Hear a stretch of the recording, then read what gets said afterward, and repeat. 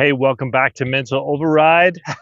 We're on for another episode. Today, I wanted to talk to you about environment.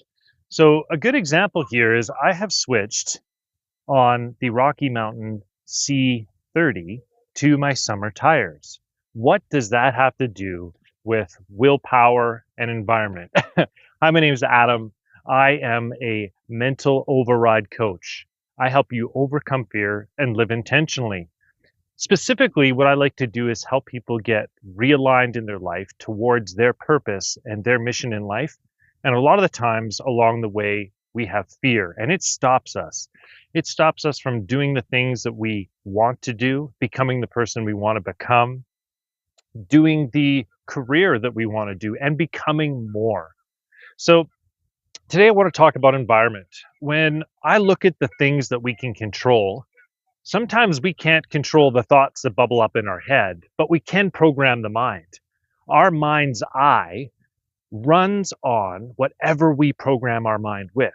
You see, our subconscious bubbles up thoughts all the time. And those thoughts come from what we consume with our eyes, our ears, our mouth, and particularly our environment. So I'll give you some tips here. Some of the things I've done with my environment is I've tried to eliminate the need for willpower. You see, there's a person that I want to be. There's a way in which I want to encounter and engage with the world, and that is being present. And we're constantly fighting our thoughts and fighting our environment. Our ability to be present can be very, very difficult. In fact, sometimes it takes more willpower than we have to do it. So, what does that have to do with bike tires? Well, you see, putting on a summer tire changes the rolling resistance. So when I put on an easier tire, what I'm trying to do becomes more fluid, more streamlined, more accessible. I'm flowing faster. I'm not putting in all that resistance to the environment. Now, there are a few environments to consider. There's the environment of your body. How's your body doing? How's your internal body doing? Are you taking care of it? Are you loving yourself? There's the environment of our mind. Is our mind being consumed with things we don't need to impress people we don't know with time we'll never get back? And there's our physical environment as well. So, if you know your life's mission, if you know your life's purpose, you're going to want to manipulate that environment toward that end goal because you have a limited amount of life's energy and life energy, which means the meat suit's going to expire soon. I know. I've been close to death many times, and I've been in recovery many times from surgeries, from physical injuries. I've been in recovery from the story I've told myself about who I am. You see, a lot of us have these thoughts, and we have a character in our mind of who we think we are. And we have a story we've told ourselves, we have an experience of life. And all these stories and all these experiences that we've told ourselves, we sometimes identify completely with that.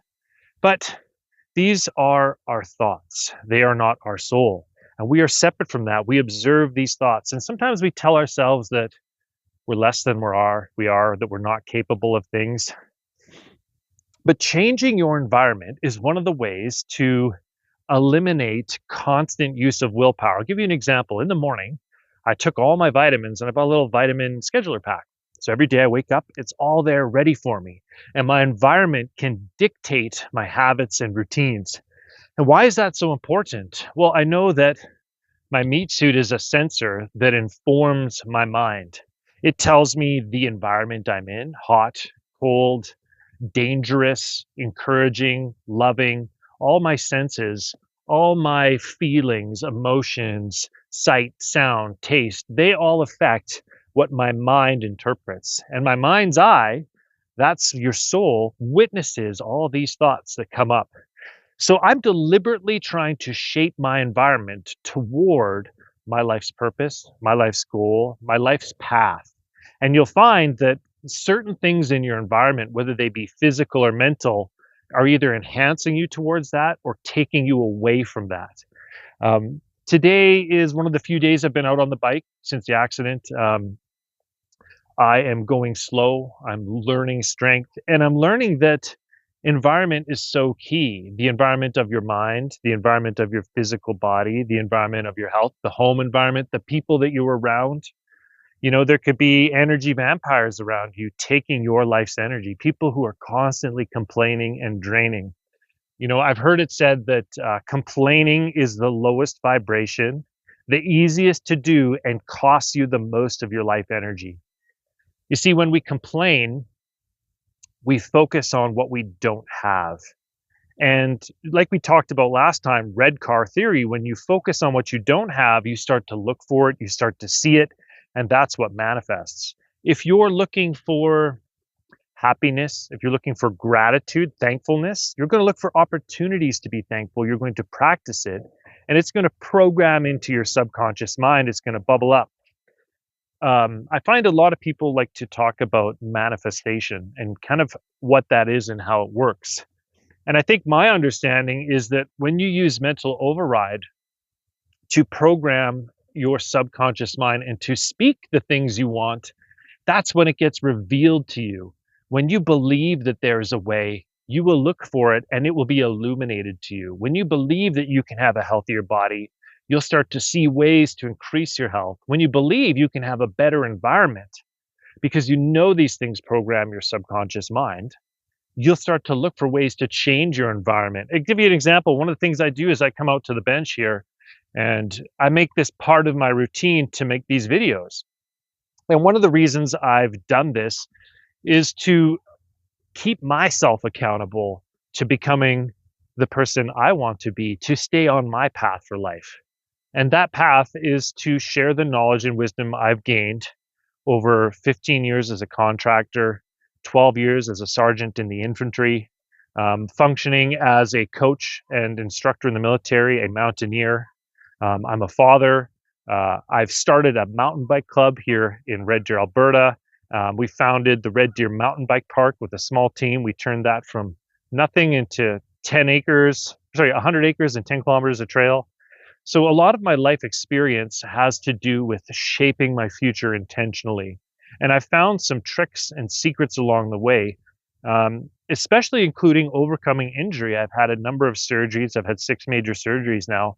And each time I'm set back and having to recover and reset my mindset, realign my life, and find a new normal. So today, something as simple as changing your tires, just to change the resistance that you're feeling in your life, to change the resistance that you have with yourself.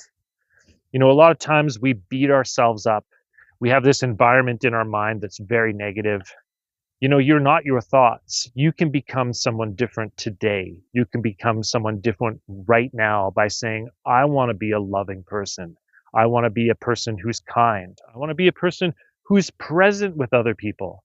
One of the greatest gifts you can give to people is being present with them, deep listening to what they have to say, and really acknowledging the space that they're actually in.